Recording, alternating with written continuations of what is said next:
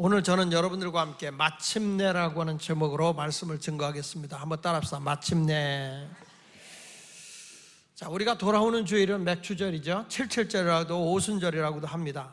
이스라엘 백성이 구원받고 하나님의 은혜 속에서 저들이 광야의 길을 거쳐서 가나안 땅에 들어가서 첫 번째 농사 수확을 거뒀을 때, 그때 하나님께 감사를 드리는 그런 맥추절이기도 해요. 그러니까 이 날은 하나님께서 우리를 구원해 주셔서 구원받아서 애굽에서 나와서 50일째 되는 날이 오순절이고 맥추절이에요. 자, 그러면 이 오순절, 맥추절, 77절이라고 하는 의미를 생각하면서 여러분 모두가 이 하나님의 은혜로 우리에게 주어지고자 하는 그 말씀인 그 마침내라는 그 말씀이 여러분에게 능력이 되고 또 복이 되길 바랍니다. 오늘 성경의 말씀에 보면 마침내 내게 복을 주려 하심이니라. 마침내 내게 복을 주려 하심이니라. 마침내 내게 복을 주려 하심이니라. 그렇게 아멘 해가지고는 진도를 안 나가요. 다시 마침내 내게 복을 주려 하심이니라. 그러면 우리가 어떤 사람에게 하나님이 마침내 복을 주느냐 했을 때, 은혜의 첫 번째로는 은혜의 삶을, 성도는 은혜의 삶을 살아갈 때 마침내 복을 받는 자가 되는 거예요. 따라합시다. 은혜로 살아야 된다. 이스라엘 백성이 애굽에서 나온 것도 하나님의 은혜죠. 하나님의 은혜예요. 또 저들이 홍해를 건너가는 것도 하나님의 은혜였어요. 그리고 저들이 어디를 가느냐, 가나안을 바라보고 광야의 길을 걸어가지 않습니까? 근데 저들이 가는 길이 자기들의 능력이 있어서 가는 게 아니라 하나님의 은혜예요. 성도는 누굴까? 성도는요, 하나님의 은혜로 죄의 자리에서, 사망의 자리에서, 세상에서 나를 구원해내서 하나님이 인도하는 길을 따라가는 자들이에요. 그래서 똑같은 길을 걸어가도 그냥 하나님 없이 살아가는 사람은 자의적인 사람이라고 하지만, 우리는 하나님의 은혜를 입고 살아가는 사람들이기 때문에 우리를 늘 뭐라 하냐면 하나님께 감사하고 살 수밖에 없는 거예요. 은혜로 사는 자지요. 자, 이스라엘 백성이 사도행전 7장 36절에 보면 이렇게 말씀합니다. 이 사람이 백성을 인도하여 나오게 하고 애국과 홍해와 광야에서 40년간 기사와 표적을 행하였느니라. 모세가 이스라엘 백성을 이끌고 애굽에서 나와요. 하나님이 모세와 함께 하십니다. 그런데 그때마다 하나님이 애굽에서도 이끌어 나오게 하고 홍해도 가르게 하고 광야에서 40년간 기사와 표적을 행했다. 이것은 모세가 위대한 것이 아니라 하나님의 뜻을 따라갈 때 하나님이 그 사람에게 은혜를 주는 거예요. 내가 구원받아 살아가잖아요. 구원받은 백성이 가는 곳에는 내 자의적으로 살아가는 게 아니라 하나님이 우리에게 꼭 필요할 때마다 모든 걸 베풀어 주세요. 그래서 성도는 뭐냐? 은혜로 산다, 이렇게 얘기하는 거예요. 은혜로 산다. 사이에 38절에 보니까 이렇게 말씀해요. 38절에, 사도행전 7장 38절에 같이 읽어봅니다. 시작. 시내산에 말하던 그 천사와 우리 조상들과 함께 광야 교회에 있었고 또 살아있는 말씀을 받아 우리에게 주던 자가 이 사람이다. 자, 모세가 어떤 사람이냐? 이스라엘 백성을 애굽에서 이끌어 나와서 광야의 길을 걸어가는 과정 속에서 하나님이 저들을 시내산에 이끌어 가게 하시고, 그 천사와 우리 조상들과 함께 광야 교회에 있을 때 하나님이 시내산에서 뭘 줬느냐? 살아있는 말씀을 줬다. 그게 뭐냐면 십계명이에요. 이때가 어느 때냐면 이스라엘 백성이 애굽에서 나와서 50일째 되는 날이에요. 오순절 날에 하나님께서 뭘 준 거냐? 말씀을 주신 거예요. 그 말씀을 왜 줬느냐? 여러분들에게 마침내 뭘 주려고. 그렇게 아멘 해가지고는 안 된다니까. 전 기운을 내. 이게 2주 빠졌다 왔는데 맥할머리가 하나 없어. 어떻게? 다시. 자, 마침내 하나님 뭘 주려고? 그러니까 여러분이 광야의 길을 걸어가지만 하나님의 광야에서 그냥 멋대로 가라는 게 아니라 우리 하나님이 십계명을 줬다는 거예요. 십계명을 준 건 뭐냐? 너희가 그 말씀대로 살으면 마침내 뭘 주려고? 복을 주려고 한 거예요. 십계명을 받은 이 날이 오순절 날이고, 오순절의 결과가 뭐냐? 마침내 우리에게 복을 주려고 주신 계명이구나. 이걸 알아야 돼요. 그러니까 구원받은 사람들이, 이스라엘 백성이 광야의 길을 걸어가면서 하나님 말씀을 받아요. 그런 거 여러분, 우리가 가면서 그냥 복이 오는 겁니까? 많은 시험을 당하는 거예요. 많은 어려움을 당하는 거예요. 이스라엘 백성이 광야의 길을 걸어가면서 끊임없는 시험을 당해요. 광야교에서 성도는요, 우리가 예수 믿고 구원받은 사람이 뭐 하는 거냐? 교회 생활하잖아요. 광야는 교회라고 얘기했으니까. 우리가 교회 생활할 때, 교회 생활하면 주님의 은혜를 받고 말씀대로 생활하니까 모든 것이 그냥 다 형편대로 잘 풀려지는 게 아니에요. 신앙생활 하면서도 계속 힘든 일이 있고 어려움이 있고 시험이 있고 별소리를 다 듣게 돼요. 그래도 우리가 그 시험을 통과하고 나면 마침내 하나님이 뭘 준다고? 복을 주는 거예요. 할렐루야. 자, 신명기 8장 16절 오늘 말씀을 보니까 이렇게 말하죠. 자, 시작. 내 조상들도 알지 못하던 만나를 광야에서 내게 먹이셨나니 이는 다 너를 뭐하며 낮추시며 너를 시험하사 마침내 내게 복을 주려 하심이니라. 자, 여기 보면요, 우리가 광야는 뭐라고 그랬냐면 교회라고 그랬어요. 다시 한번 사도행전 7장 38절 한번 돌아가 봐 줄래요? 사도행전 7장 38절 같이 한번 읽어볼게요. 시작. 신의 산에 말하던 그 천사와 우리 조상들과 함께 어디에서? 광야 교회에 있었고 그랬잖아요. 그러니까 이스라엘 백성들이 광야의 길을 걸어가는 건 뭐냐? 교회 생활이에요. 교회 생활. 무슨 생활? 교회 생활이요. 근데 거기서 또 뭘 줬어요? 살아있는 말씀을 준 거예요. 어디 가서 하나님의 말씀을 듣느냐? 우리가 이렇게 교회에 와서 하나님의 말씀을 듣는 거예요. 이 말씀을 듣는 이 광야의 교회는 많은 시련이 있어요. 많은 어려움이 있어요. 별 고통과 다 아픔이 있는 거예요. 근데 그런 데서 우리는 말씀을 붙잡고 시험에서 이겨야 되는 겁니다. 하나님은요, 우리가 이 광야의 교회 생활하는 가운데서 이렇게 말하죠. 오늘 신명기 8장 16절에 다시 보면 너를 낮추시며 그랬어요. 우리가 교회 생활하면서 내가 잘났다, 거드름피고 똑똑하다, 내가 가진 것 많다, 하나님 안 써요. 하나님은 잘난 사람 쓰는 것도 아니고 못난 사람 쓰는 것도 아니고 주 안에서 내 자신이 꺾여야 돼요. 너를 낮추시며 그 말은 뭐냐? 나를 꺾고 낮추신다는 거예요. 사업이 내가 어느 때 너무 번성하고 잘 되잖아요. 사업이 잘 되잖아. 하나님 없이 자기가 모든 거 잘 낸 줄 알아. 그러면 한순간에 꺾이는 거예요. 우리가 너무 건강해. 그래서 세상 만사가 다 내 것 같아. 근데 우리가 너무 하나님 없이 이렇게 가잖아요. 그러면 하나님은 꺾어요, 우리를. 근데 그 꺾는 건 우리를 하나님이 징계하는 것이 아니고, 여러분 이걸 알아야 돼. 우리가 아프잖아요. 힘들잖아요. 그럴 때 의사가 여러분을 나쁘게 하는 겁니까? 고쳐주는 겁니까?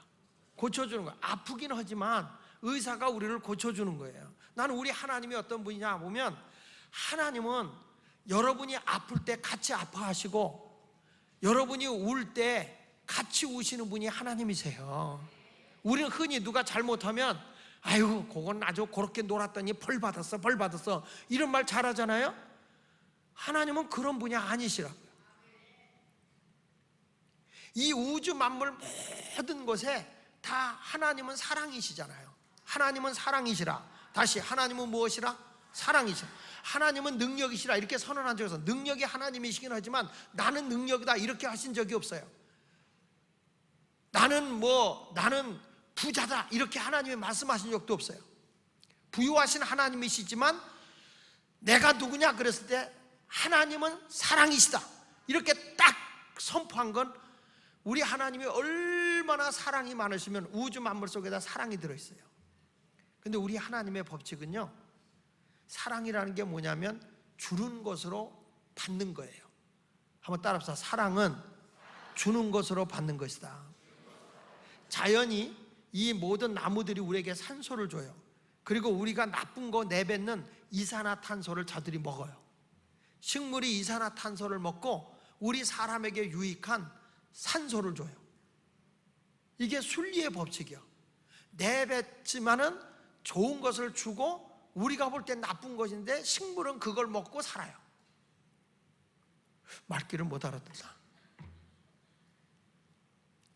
이게 사랑이라는 거예요. 사람이 말이야, 아니야 난 아무도 안 줄 거야, 나 혼자 할 거야, 딱 뒤집어 쓰고 머리에다 탁 쓰고 내 이산화탄소 안 줄 거야, 그리고 딱 쓰고 있으면 여러분 어떤 사람이 될까요? 죽죠. 내가 주고받는 거예요. 사람의 순리라는 게 이렇게 돌아가는 거예요. 우리가 이렇게 그 위에서 먹으면 밑으로 나가지만 그 밑으로 나가는 것이 사람에게 뭐가 되냐? 거름이 되어져서 다시 입으로 들어올 영양분을 주어서 사람들이 먹을 거를 준다는 거예요. 그러니까 우리가 나쁜 것을 내뱉는 것 같지만 그것이 거름이 되는 것이고, 그것이 다시 우리에게 영양가 있는 곡식을 주거나 과일을 줘서 또 우리가 먹게 하고, 그것이 또 우리가 지출돼서 나가면 거름이 돼서 또 유익하게 되고. 저는 하나님의 사랑이라는 게 뭘까? 주고받는 것이다. 주고받는 것이다. 나 혼자만 살다, 교회 안에 와서 나 혼자만 이거다, 이러면 안 된다는 거죠. 사랑은 순회되는 거예요. 순환이 계속 되어져야 그것이 사랑인 거예요. 순환이 되지 않으면 그건 사랑이 아니죠. 그래서 오늘 성경에도 보면 하나님이 너를 낮추시며 내 모든 것을, 하나님이 사랑하기 때문에 우리를 때로는 꺾기도 해요. 나를 낮추시게 하는 거예요. 결국에는 주 없이 살 수 없게 하는 거예요. 하나님 없이 내가 모든 걸 자신만만하게 살아갈 수 있을 것 같지만 그렇지 않아요. 하나님은 우리를 새롭게 하시는 거예요.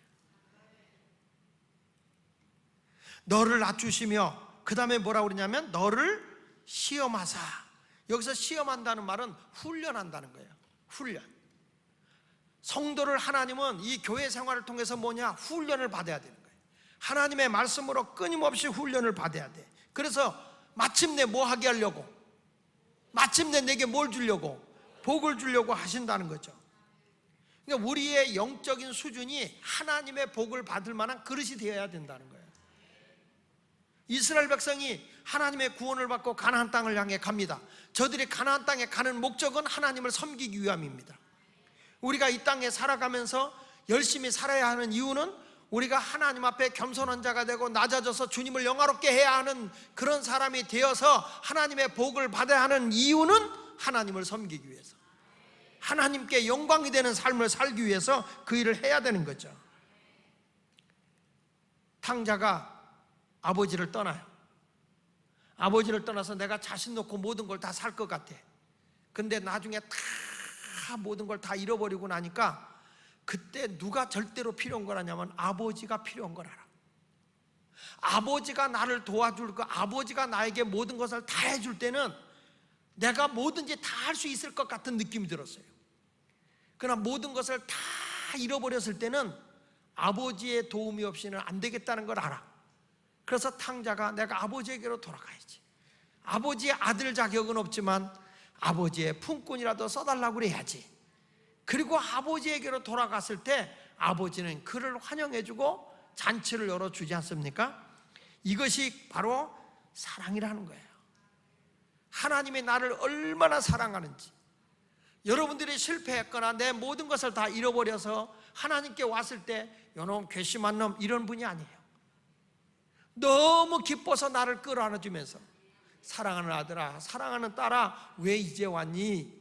내가 너를 얼마나 기다렸는 줄 알아? 내가 내 목이 빠지도록 얼마나 기다렸는데.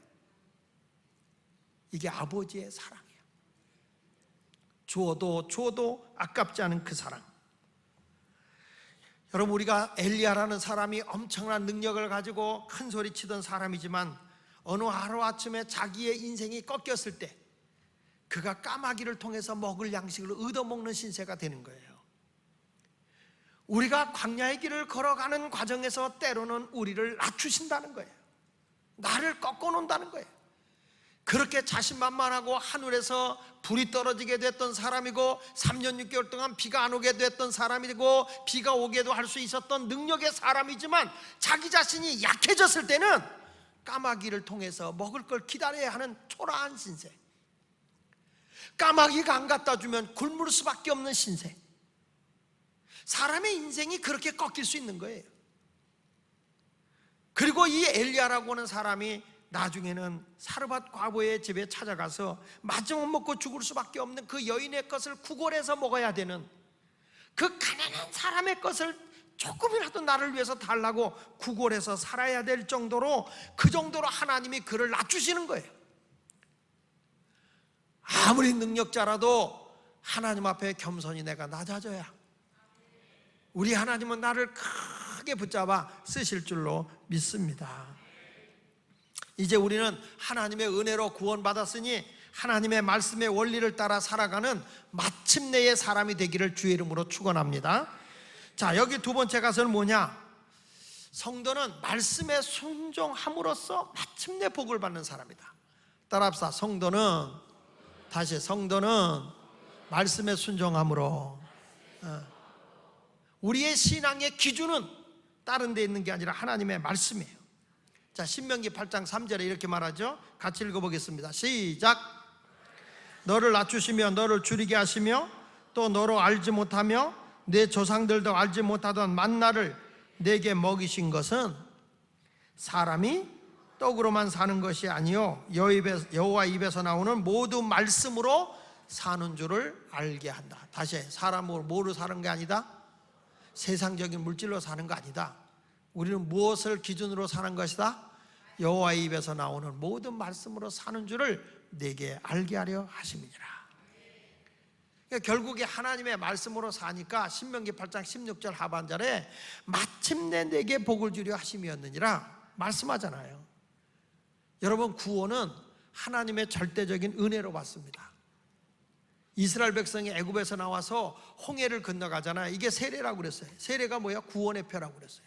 고린도전서 10장 1절로 2절에 보면 형제들아, 나는 너희가 알지 못하길 원치 않으니 우리 조상들이 다 구름 아래 있고 바다 가운데로 지나며 모세에게 속하여 다 구름과 바다에서 뭘?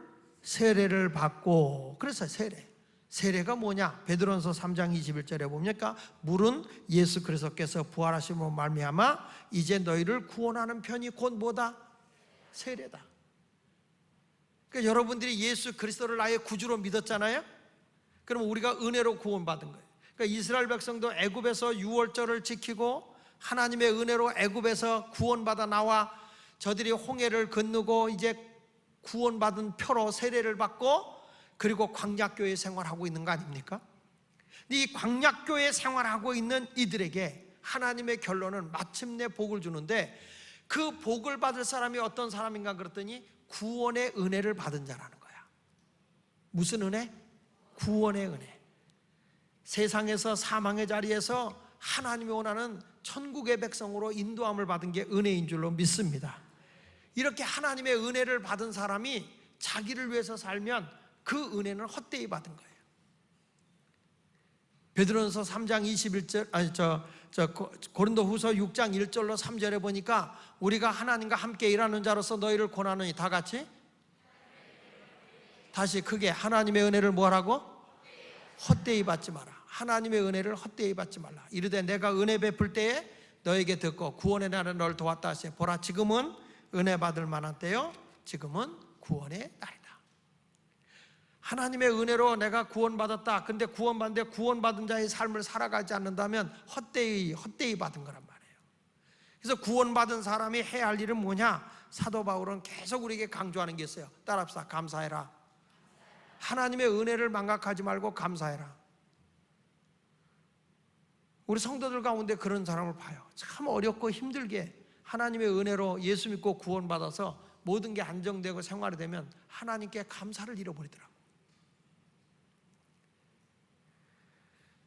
우리가 아는 대로 예수님 앞에 나와서 10명의 문둥병자가 내 병을 고쳐주시오 그랬을 때 그 문둥병자가 고침받았지만 감사한 사람이 몇 명이었죠? 한 명이었어요. 그때 누가복음 17장 16절로 17절에 예수의 발에 엎드려 감사하는 그는 사마리아 사람이라. 17절에 뭐는가? 예수께서 대답하여 이르시되 다 같이 10사람이 다 깨끗함을 받지 않느냐? 그러나 그 9은 주님이 누굴 찾고 있는 거예요? 9을 찾고 있는 게 아니라 감사하는 사람을 찾는 거예요. 지금 감사한 사람은 딱 한 명, 사마리아 사람 한 명만 감사했다. 근데 감사를 모르니까 내가 은혜를 입었는데 어떻게 감사를 모르냐? 감사를 모르냐? 그래가지고 9이 어디 있느냐 찾고 있는 거예요. 나는 우리 성도들이 어떤 사람이 되기를 원하냐? 감사의 사람이 되기를 원합니다.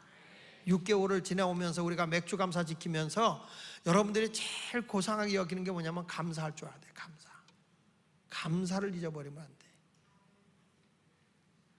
돼. 이번에는 집회를 하고 이렇게 오는데 나를 이제 숙소까지 태워다 주러 이렇게 오는데 우리 손창달 목사님이 그 일을 했어요. 덴버에서. 이 친구가 차를 몰고 오다 말고 방송 대곡을 하고 통곡을 하고 우는 거야. 얼마나 우는데. 왜 그렇게 우냐 그랬더니 내가 그날 새벽 설교가 저거였어요. 소명의 재신임. 소명의 재신임. 하나님의 소명을 다시 한번 재신임 받아야 된다.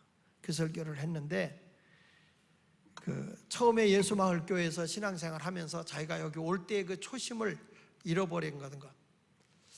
그래서 자기가 내가 보기에는 너무 훌륭하게 목회를 잘하고 있어요. 가보니까 막 울고 있더라고. 울지 마. 나도 가슴이 아프다. 내가 여기 보내줘가지고 너 고생만 시키는 것 같아서 미안하다. 그랬더니 아니에요. 그런데 그 손 목사님 그 셋이 얼마나 애들이 잘 컸는지, 큰아들이 자기가 의사로 공부를 해야 되는데 돈이 없다고 얘가 미국 군대에 들어갔어요. 군대에 들어가서 거기서 자기가 군의관을 하면서 하겠다고 이렇게 했는데, 목사님이 집회 온다고 달라스에서 휴가 내가지고 일부러 왔더라고요. 와가지고 목사님 아침 식사 대접한다고. 내가 돈 벌기 때문에 목사님 대접한다고. 10월 말경에 한국으로 나와요. 그래서 한국에 오면 우리 교회 오겠다고. 그랬더니 그 둘째 애도 윤성이거든. 윤성이. 얘들이 다 컸어요. 이제 대학교 2학년인데 지가 스스로 알바해가지고 학비 벌어가면서 하는데, 목사님 제가 목사님보다 돈 많아요 그러면서 아침 사주더라니까. 대학교 2학년짜리가. 참 그 아이들이 믿음으로 잘 컸어요. 근데 난 그걸 보면서 느끼는 게 뭐냐면 감사. 얘들이 예수 마을교회에 대해서 이 어렸을 때 갔는데도 예수 마을에 대한 감사함이 있어요. 애들이 너무 감사함을 잊지 못하더라고요. 그동안에 이렇게 좀 우리 교회에 있다가 간 친구가 있어요. 근데 제가 그때 이제 좀 야단을 한번 친 적이 있거든요. 근데 그분이 야단을 제가 좀 심하게 쳤어요. 그 이유는 목사 안수 문제 때문에 좀 심하게 야단을 친 적이 있는데, 그래가지고 나하고 이렇게 멀어져 있었어요. 근데 이번 기회에 왔더라고요. 저를 찾아왔어요. 우리가 누구냐면 김겨철 목사님이라고 우리 교회에 있다 가신 목사님이. 근데 이분이 왔어요. 와가지고 이제 같이 했는데 너무너무 고생을 많이 해서 사모님의 손을 잡아보니까 사모님의 손이 그냥 완전히 콘크리 같아요. 콘크리. 얼마나 고생을 했는지. 교회를 가보니까 교회가 이번에 크게 화재를 당해서 혼박 다 타버렸어요. 교회가. 그래서 내가 아이고 교회 불나고 나면 부흥된단다 그랬지. 교회 얼마나 부흥시키려고 하나님이 불을 이렇게 혼박되었냐. 그랬더니 뭐라고 하냐면 목사님 보험을 들어서요 빚 안 주고 새로 싹 졌어요. 헌집 죽고 새집 따오 그랬어요. 그래가지고 거기 가서 기도해주고 그렇게 하고 왔는데, 사람이 감사를 할 때 하나님의 복이 와요. 성경에 보면 감사, 하나님 앞에도 우리가 은혜를 입고 하나님께 감사를 모르고 산다? 안 돼요. 늘 우리 교회 와서도 여러분들이 내가 우리 하나님 앞에 최고의 감사, 제일 많은 감사를 해야지, 이런 사람이 돼야 되는 거예요. 근데 사람들이요 앉으면 하나님의 은혜를 알고 은혜에 대해서 감사가 나오는 게 아니라, 하나님의 은혜를 생각하지 않고 감사가 나오는 게 아니라 원망과 불평부터 나온다고요. 그래서 우리가 알아야 되는 게, 은혜를 잊어버린 사람의 특징이 뭐냐면 하나님이 안 믿어져요. 은혜가 없는 사람의 특징이 뭐냐면 하나님이 안 믿어진다는 거예요. 은혜가 없는 사람의 두 번째가 뭐냐? 하나님의 말씀이 내 귀에 들리질 않아. 이 자리에 앉아 있어도 하나님의 말씀이 귀에 들리지 않아. 은혜가 떨어진 거야. 어떤 말씀이 떨어져도 그 말씀이 아멘 아멘 하고 내 말씀에 은혜가 돼야 되거든요. 근데 말씀이 귀에 들리지 않아. 그러면서 불평하고 있어요. 와, 오늘 은혜 안 된다고. 은혜 안 돼. 내 심령에 지금 병이 온 건 생각 안 해. 똑같은 말씀을 증거하다 심령에 병이 들면 절대로 말씀이 안 믿어지고 들리지를 않아요. 근데 그 말씀이 사모함이 있어 보세요. 막 은혜가 되는 거야. 그 말씀이 막 감격이 되는 거예요. 그리고 은혜가 없는 사람의 세 번째 특징이 뭐냐면 감사하는 마음이 없어요. 감사하는 마음이. 내가 하나님의 은혜를 입고 살아보세요. 어떻게 하나님의 은혜를 감사 안 하고 살아요? 다 감사하고 살아야지. 할렐루야. 난 이번에 꼭 미국에만 가면 꼭 국내선을 타면 꼭 그런 일이 있어요. 이제 덴버 이제 그 뉴저지에서 비행기를 타고 덴버로 가야 돼요. 덴버로 가는데 그날 목요일 날 저녁부터 집회거든. 저녁부터 집회인데 시간을 딱 떠서 딱 도착하면 짐 풀고 샤워하면 저녁 집회를 하게 돼 있어요. 비행기가 딱 떴어요. 떠가지고 가다가 광고가 나. 비행기가 고장 났대요. 그래서 도로 내려서 언제 떠날지를 모르는 거예요. 그래서 전화를 했어요. 비행기가 언제 뜰지 모르겠다. 여러분들이 기도를 많이 하면 비행기가 제 시간에 도착할 것이고, 기도가 없으면 내가 오늘 하루 쉬어야 될 것 같다. 전화를 했어요. 그랬더니 막 거기 열어놓고 큰일 난 거야. 그래서 막 기도하죠. 그래서 저도 기도했죠. 하나님 놀러 온 거 아니고 복음 전하러 온 건데. 근데 거기서 계속 안내방송이 나오니 비행기를 대체해야 되는데 아직까지 그게 결정이 안 됐다고, 언제 될지 모르겠다고. 한 3시 반쯤 될 거야. 3시 반이 되면 저녁 집회 못 하는 거예요. 그래서 막 고민하고 있는데 1시 45분에 비행기가 다시 다른 걸로 대체됐다고. 그래가지고 가자마자 바로 집회를 했어. 두 번째 그러고 나서 이제 미국 가고 싶지가 않아. 여러분, 어떤 상황에서 감사하는 마음이 우리 속에 있어야 된다는 거 잊지 않기를 바랍니다. 그 다음에 이 하나님의 절대적 은혜를 받은 사람은 뭐냐? 하나님의 은혜를 헛되이지 않기 위해서는 봉사해야 돼. 봉사. 따라서 봉사. 고린도서 15장 10절에 보면 그러나 나에 대한 것은 하나님의 은혜로 된 것이니 내게 주신 은혜가 뭐하지 아니하여? 헛되지 아니하여 내가 모든 사도보다 더 많이 수고했으나 내가 한 것이 아니요 오직 나와 함께 하신 하나님의 은혜다. 하나님의 은혜다. 참 이 봉사라고 하는 게 얼마나 위대한가. 이번에 가서 정말 제가 큰 은혜를 받은 게 그 손창달 목사님이 그 목회를 하면서 그 미국에 이렇게 그 국제 결혼해가지고 간 사람이 이제 아이를 키우다가 이혼을 당해서 아이도 뺏기고 혼자 외롭게 사는 한국 사람이었어요. 나이가 든 노인이었어요. 오갈 데가 없는 거예요. 근데 성격이 또 되게 괴팍한 거예요. 누구에게도 자기 자존심을 굽히지 않는 그런 분이었는데 이분을 10년 동안을 손 목사님이 모신 거예요. 1년 동안은 오줌똥을 바다가 내면서 밥을 해주는데 아이들도 다 할머니를 다 모시고 그렇게 해서 하는데 진짜 자기의 친할머니 같이, 친어머니 같이 모셨다고 그래요.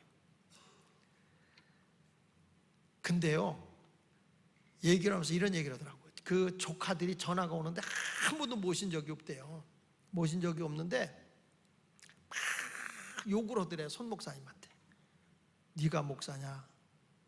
그러면서 왜 그러시냐? 이분은 그냥 순수하게 모셨는데 재산 노리고 모시는 거지 그러더라는 거예요. 근데 이분이 재산 있는 것도 몰라. 이게 재산이라고 봐야 콘도 조그만 거 하나 있는 건데 그거 보고 한 것도 아닌데 그렇게 오해를 하고 별소리를 다 한대. 그래도 인내하면서 이분을 섬기자. 그렇게 괴팍한데 아주 그 덴버에 있는 사람이 다 아는 여인이요. 근데 이분들을 그 가족이 섬겼는데 나중에 돌아가시기 직전에 유언을 하면서 내가 가지고 있는 돈이 12만 불 있어. 1억 2천 정도 되는 거죠. 12만 불 목사님에게 주고 우리 집 하나 있는 거 그 목사님 드릴 테니까 목사님 목회 잘해. 그리고 돌아가셨대.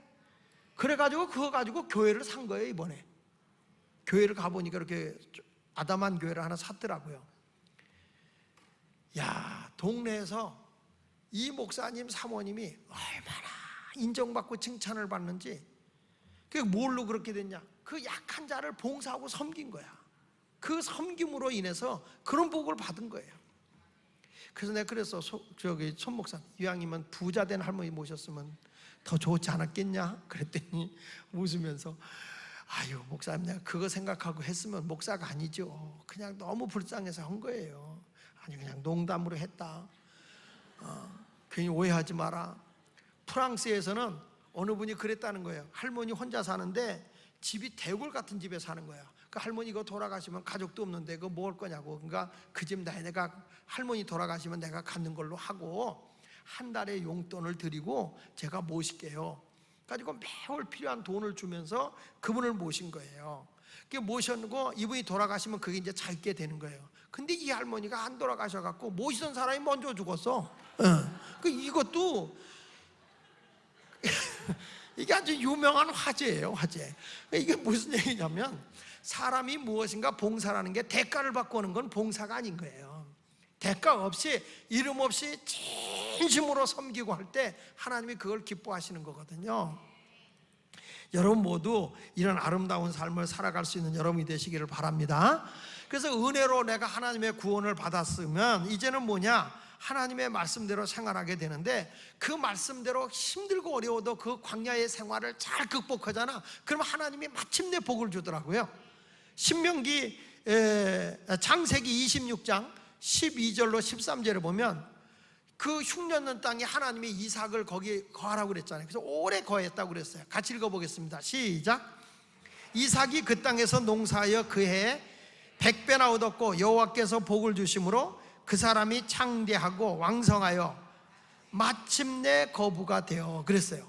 여기 보니까 이 이삭이라고 하는 사람이 하나님의 말씀대로 흉년된 땅 떠나지 말고 그대로 있어라. 아브라함은 흉년 들었을 때 애굽으로 내려갔거든요. 근데 이 이삭이라는 사람은 하나님의 말씀에 너 그냥 이 땅에 거해라. 이 땅을 너에게 줄 것이다.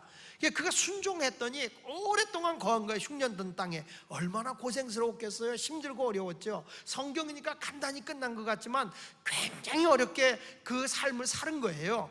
그랬는데 마침내 하나님이 뭐가 되겠다고요? 거부가 되게 했다는 거예요. 하나님의 영광을 드러내고 하나님을 기쁘게 하고 살아가게 되면 마침내 하나님의 복을 주신다는 거예요. 다시 말합니다. 우리가 복을 받는 목적은 하나님의 영광을 위해서 복을 받는 거예요.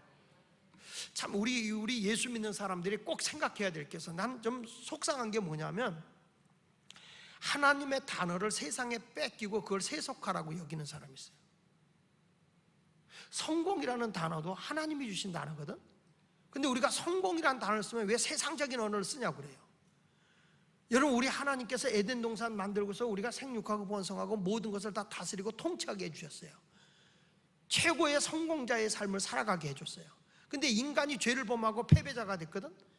패배자가 되고 살고 나서는 세상 사람이 성공하니까 우리도 성공한다 그래가지고 왜 그 교회가 세속적인 언어를 쓰냐 이런 얘기예요.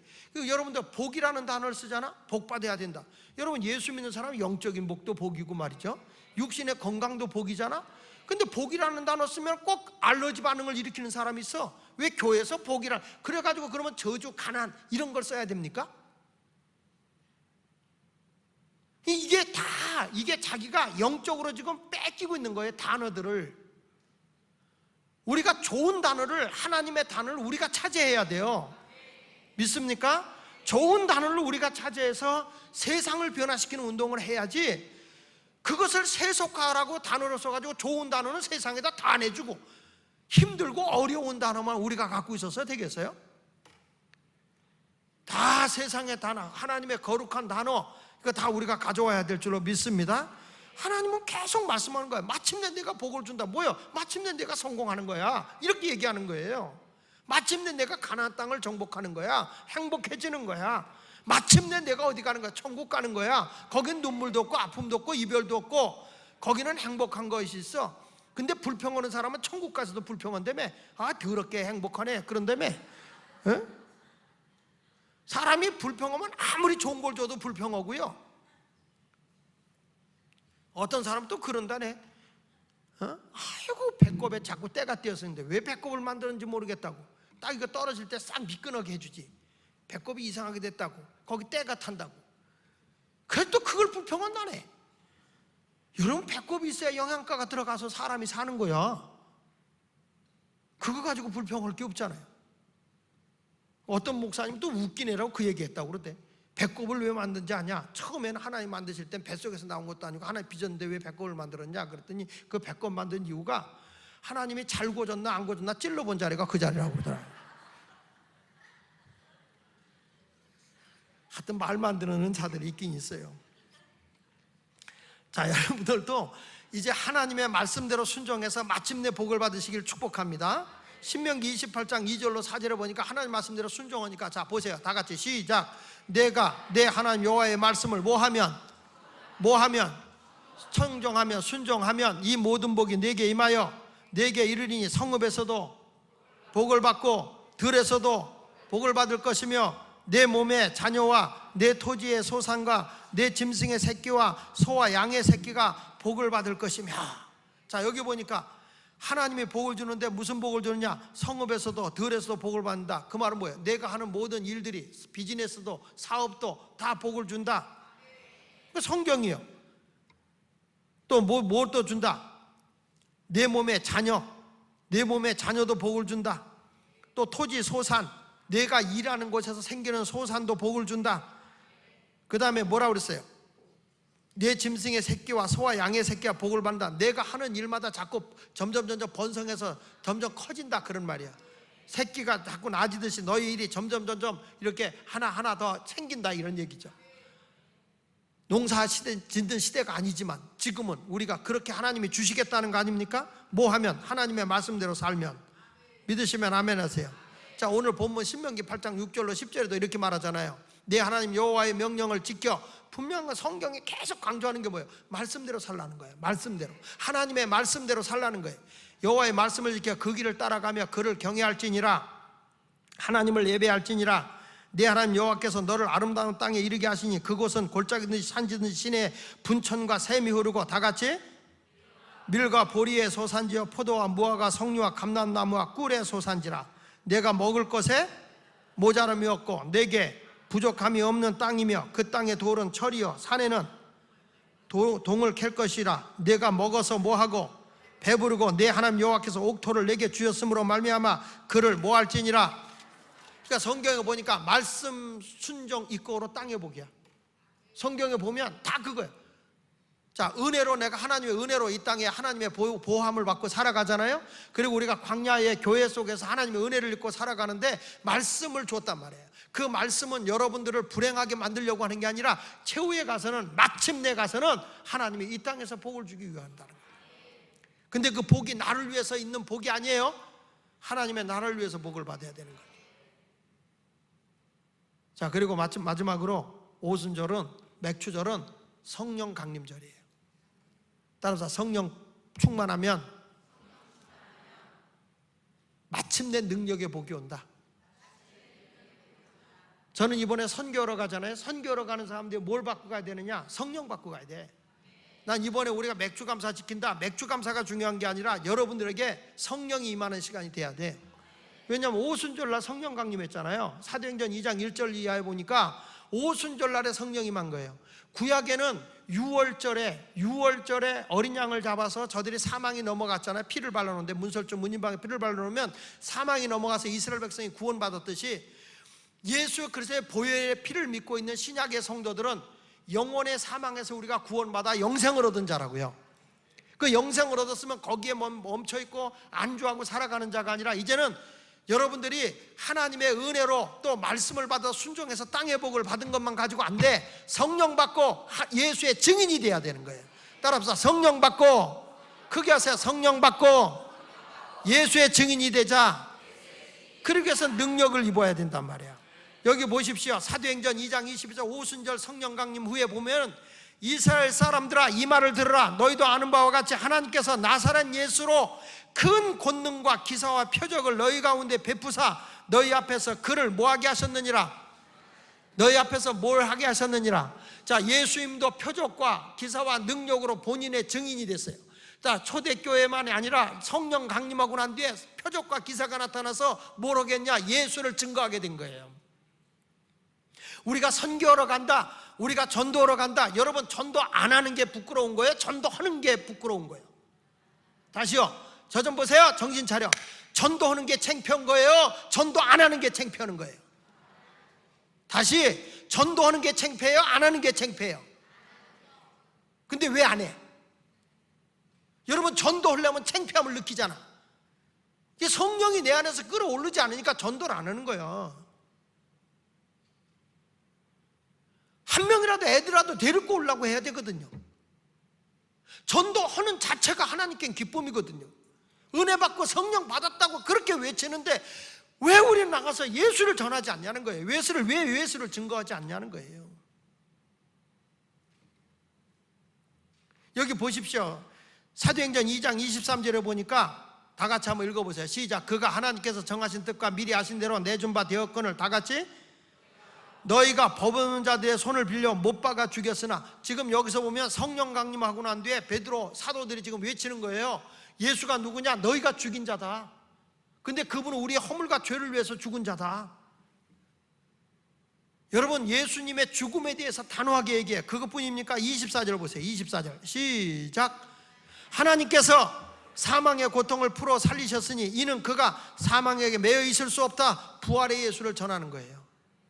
자, 여기 성경에 보니까 예수님의 표적과 기사와 능력으로 자신이 메시아임을 증거했고, 또 제자들도 성령을 받고 나서 표적과 능력과 기사를 나타내면서 뭐냐? 예수를 전하고, 그 예수가 우리를 위해서 죽었다는 것과 장사된지 사흘 후에 부활했다는 부활의 예수를 증거하는 겁니다. 사도행전 2장 32절에도 이렇게 말합니다. 이 예수를 하나님이 살리신지라 우리가 다 이 일에 뭐로다? 다시 한번 크게 시작. 우리가 다 이 일에 뭐다? 자, 다시 자 우리 학생들, 또 우리 IT에 가는 우리 청년들, 또 우리 중고등학생들 다 제가 다시 한번 말합니다. 여러분들이 거기 가서 뭐 하러 가는 거냐? 그 낙후되고 어려운 사람들에게 가서 뭘 전하러 가는 거예요? 예수를 전하러 가는 거예요. 내가 만난 예수를 전하러 가는 거예요. 거기 가서 예수를 믿으면 이렇게 좋아요, 이렇게 행복해요. 그 예수를 전해야 되는 거예요. 그 아이들에게 희망을 줘야 되고 꿈을 줄 수 있어야 돼. 그 아이들에게. 여기 보면 이 예수를 하나님이 살리신지라 우리가 이 일의 증인이로다. 예수를 알지 못한 사람들에게 생명을 전하기 위해서 성령이 임하고 난 뒤부터 전도하는 거죠. 오순절 날은 바로 맥주절은 성령 강림하고, 성령 강림을 통해서 교회가 막 땅끝까지로 복음을 전하고 구원받는 수가 날마다 더해지는 역사가 일어나는 거예요. 이게 맥주 감사를 지키는 절기예요. 맥주 감사절에 올 때 우리가 감사헌금 드리는 것보다도 하나님이 더 기뻐하는 일이 뭔지 아세요? 영혼을 구원해 오는 거예요. 예수를 전하고 영혼 구원해 오는 것보다 더 큰 일이 없어요. 사도 바울은 복음을 전하다가 감옥에 가잖아요. 감옥에 갇히잖아요. 감옥에 갇혀도 막 찬송이 나오는 거야. 사도행전 16장 25절에 보니까, 자, 한밤중에 바울과 실라가 기도하고 하나님을 찬송하며 죄수들이 듣더라. 감옥에 갇혀서 죄수 있는 데서 뭐하고 있어요? 바울이 찬송하고 기도하고 있어요. 그리고 그들에게 뭘 전하고 있냐? 예수를 전하고 있는 거예요. 보세요, 여러분, 내가 지금 힘들고 어려워요? 생명의 예수를 모시세요. 예수를 만나세요. 오늘 이 시간에 예수를 만나야 생명이 오는 거예요. 세포가 살아나는 거예요. 죽을 자가 살아나는 거예요.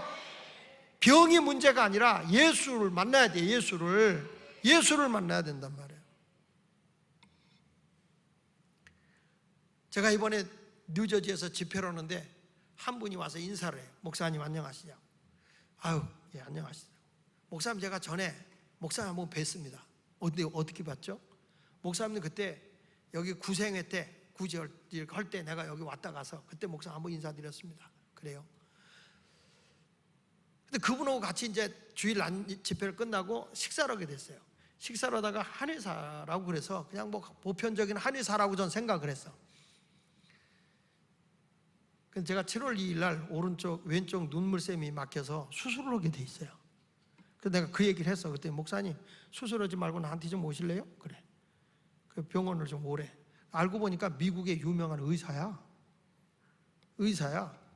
이분이 목사님 치료합시다.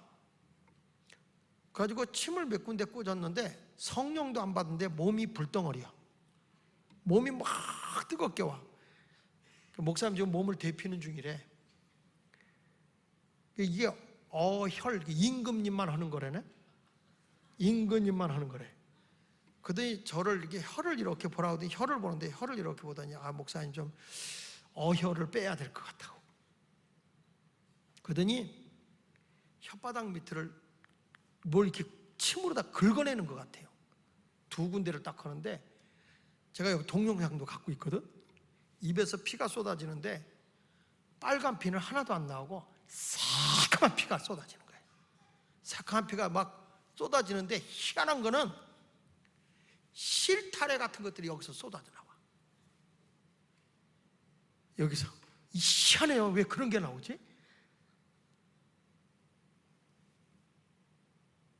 근데 희한하죠. 눈물이 돌아. 그러면서 그분이 그래, 목사님 나 만나서 산 거요. 그래서 그분한테 잔소리 말고 한국 좀 오시라고 그랬어. 이분이 동영상을 보낸데 보니까 한국에 와서 유명해서 CTS가 어디고 많이 강연을 했더라고요. 자기가 고혈압으로, 풍으로, 암으로 이렇게 넘어진 사람들을 수도 없이 많이 고친대. 근데 이분은 거기 그 병원인데 돈을 안 받아. 이분은 그냥 자기는 선교의 사명이 있기 때문에 선교만 하러 다니는 거지 병원에. 그래서 한의사들이 막 난리를 쳐도 돈을 안 받아. 이분. 그래서 거기 와서는 잠깐 있다가 또 선교로 외국 막 돌아다니는 분이에요. 그래가지고 이분이 참 귀한 분을 만났어. 그러면서 내가 그래서 야, 하나님이 또 이런 때 이렇게 또 사람도 만나게 하시네.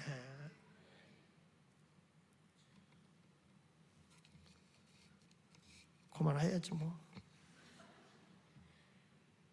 여러분, 우리 하나님 앞에 은혜로 살면 나 그분을 열정을 보면서 정말 대단했어요.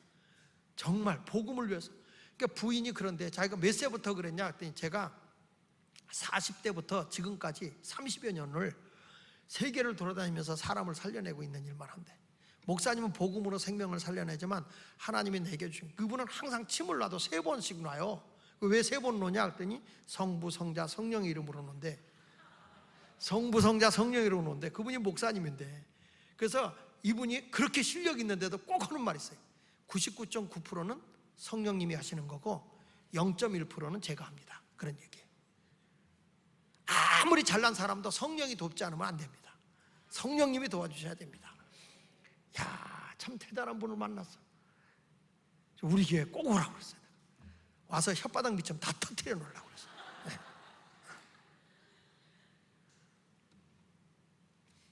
자, 여러분, 사도행전 16장 20절 마지막으로 결론 내겠습니다. 여기 보니까 어떤 일이 뭐냐, 찬송하고 막 하나님께 감사하는데 성령 충만하고 이 사역을 했던 바울이 감옥에 갇혀서도 이렇게 찬송하니까 크게 시작, 이에 갑자기 큰 지진이 나서 옥토가 움직이고 문이 곧 다 열리며 모든 사람의 매인 것이 다 벗어졌다. 할렐루야. 다 벗어졌다. 하나님의 은혜로 살면 벗어진 거예요. 난 그 병원에 딱 들어갔더니 그 병원에 글자를 딱 써놨어요. 우리 병원 한 번 왔다 다시는 오지 마세요. 딱 써놨어. 그리고 뭐라고 쓰냐면은 믿음으로 나가세요. 주님이 나를 고쳐줬다고 믿고 나가세요. 2번 오지 마세요. 당신 다 났어요. 그래, 2번 오지 말래. 난 별의사 다 봤어. 계속 해. 돈 벌 거 아니야. 근데 이 사람은 공짜니까 자신 놓고 해. 믿음으로 나가면 된다. 가지고 나한테 책을 쓴 걸 다 주는 거예요. 책을 쓰면서 주면서 목사님 이거 읽어보시고, 목사님 혼자서도 다 이게 어떻게 되는 거 다 나온대. 다 나온대. 성령님이 하는 거래. 성령님이. 뇌에 성령이 다 자극 주면 다 해결되는 겁니다. 이거. 그냥 내가 하면 안 믿어도 하는 사가니까 여러분은 믿을 거예요. 오늘 여러분 옥문이 열렸어요. 모든 사람이 매인 것이 다 벗어졌다고 그랬어요. 오늘 여러분들도 하나님께 찬송하고 감사하십시오. 성령의 사람이 돼서 찬송하고 감사하면 묶인 것이 풀어지고 닫힌 것이 열려지는 귀한 역사가 임할 줄로 믿습니다. 환경을 초월해서 감사했던 그 바울과 실라는 성령의 사람이었다는 거예요.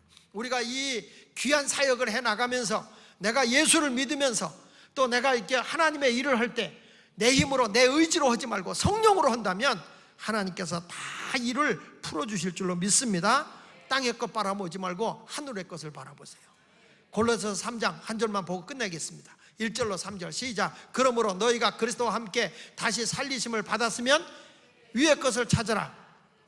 거기는 그리스도께서 하나님 우편에 앉아 계시느니라. 2절 크게 위의 것을 생각하고, 다시 크게 위의 것을 생각하고 땅의 것을 생각하지 말라. 다시 크게 위의 것을 생각하고 땅의 것을 생각하지 말라. 3절 뭐라고 써? 이는 너희가 죽었고 너희 생명이 그리스도와 함께 하나님 안에 감추어져 있느니라. 이제 것은 여러분은 위의 것을 생각하고 땅의 것을 생각하지 말라는 거예요.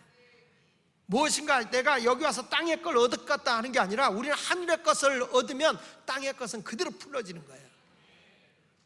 하나님께 소망을 두십시오. 오늘 여러분 병이 있어요? 하나님을 찾으세요. 하나님께 부르짖으세요. 하나님께서 해결하십니다. 하나님이 생명이십니다. 위의 것을 찾아야 되는 거죠. 이번에 선교하는 팀도 성령 받고 가시고요. 우리 맥주 감사 지켜야 하는 여러분들도 감사한 거 헌금 몇 푼 넣는 거 그거 중요하지 않아. 여러분들이 그거 넣기 전에 내가 하나님을 향한 감사, 하나님을 향한 성령 충만, 그리고 말씀대로 순종하고 살겠다는 일사각오의 신앙이 되어 있어야 그게 맥주절다운 맥주절인 거예요. 오늘도 여러분 뜨겁게 찬송하고 성령을 갈망하면서 요 2부가 뭐 있죠? 2부 없어요? 없죠? 그러니까 여러분도 오늘 이렇게 헌금은 IT 선교를 위해서 좀 할 거니까 요 지금 3달 맞이 말고 선교를 위해서 할 수 있는 사람 헌금을 좀 해주시고, 오늘 마침내 하나님 나도 좀 하나님의 능력을 받겠습니다. 마침내 내가 하나님 복을 받겠습니다. 마침내 영적인 성령의 권세를 얻는 자가 되겠습니다. 여러분들 그런 사람이 되길 바랍니다. 자, 우리 찬송 부르면서